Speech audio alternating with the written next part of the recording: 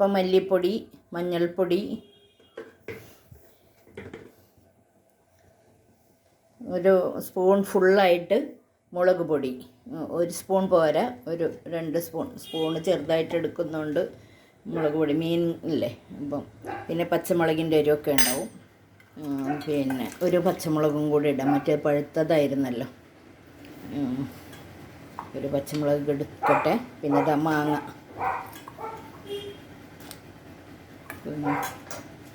മാങ്ങ,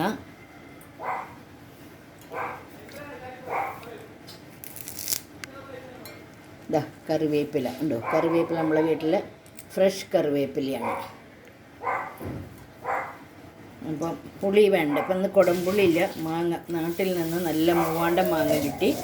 നമ്മൾ ആ മാങ്ങയൊക്കെ കൊണ്ടുവന്നാണ് വറുപ്പിക്കുന്നത്. പിന്നെ മീൻ ഇത് തിളയ്ക്കുന്ന സമയത്ത് മീൻ കഷ്ണങ്ങൾ വറുക്കിടണം. മീനിട്ട് കറി ഏതാണ്ട് വെന്തോന്ന് തോന്നുമ്പോൾ ആദ്യത്തെ പാലൊഴിക്കുക.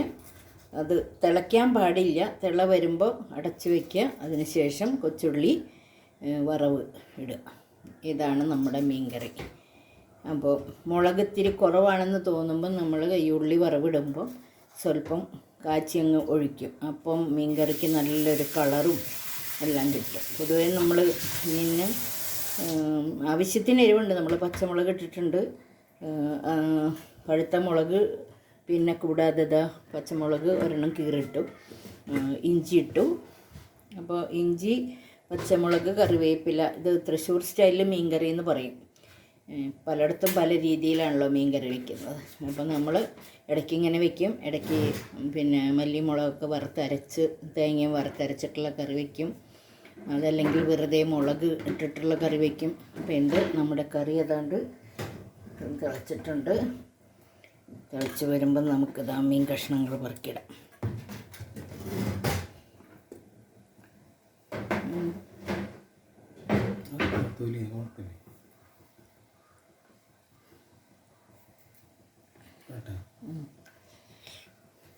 എന്നെ സഹായിക്കാൻ ഒരാളുണ്ട്. അപ്പം മീൻ കഷ്ണങ്ങളിടാം. കറി തിളച്ച് വരുമ്പോഴാണ് നമ്മൾ മീൻ കഷ്ണങ്ങൾ ഇടേണ്ടത്. ഓരോന്നും ചെയ്യുമ്പോഴാണ് അതിൻ്റേതായ ഒരു ടേസ്റ്റ്. ഞാൻ വിചാരിച്ചിരുന്നത് തിലോപ്പിയ മീൻ ഇടുമ്പോൾ തിലോപ്പിയ എന്നൊക്കെ പറയും. അപ്പോൾ ഇത് ഇങ്ങനെ മീൻ കറിയായിട്ട് വെച്ച് കഴിഞ്ഞാൽ ടേസ്റ്റില്ല. പക്ഷെ ഞങ്ങൾ കറി വെച്ചു ഒരു ദിവസം, ഭയങ്കര ടേസ്റ്റാണ്. അപ്പം മാങ്ങയും കൂടെ കിട്ടിയതുകൊണ്ട് പറയാൻ വേണ്ട. നാട്ടിൽ പോയപ്പോൾ മാങ്ങ കൊണ്ടുവന്നു. അപ്പം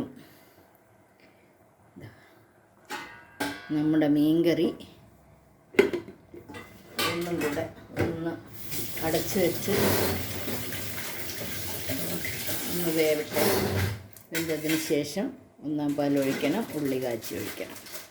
ഓക്കേ. ഹലോ. അപ്പം നമ്മുടെ മീൻ കറിയുടെ ഫൈനൽ ലുക്കാണ് ഈ കാണുന്നത്. ഉള്ളി വറുത്തു ചേർത്തു. സ്റ്റവ് ഓഫാക്കിയതിന് ശേഷം വളരെ കുറച്ച് മുളക് പൊടി ഇതിനകത്ത്. ഈ ഒരു കളർ കിട്ടുന്നത് അങ്ങനെയാണ്, അല്ലാതെ അത്രയും കളർ കിട്ടത്തക്ക രീതിയിൽ മുളക് ചേർക്കില്ല നമ്മൾ. മാത്രമല്ല ഒരുപാട് എരിവ് വരാതിരിക്കാൻ തന്നെ നമ്മുടെ കാശ്മീരി മുളകും സാധാരണ മുളകും കൂടെ വാങ്ങിച്ച് ഒരുമിച്ച് പൊടിച്ചെടുത്തതാണ്.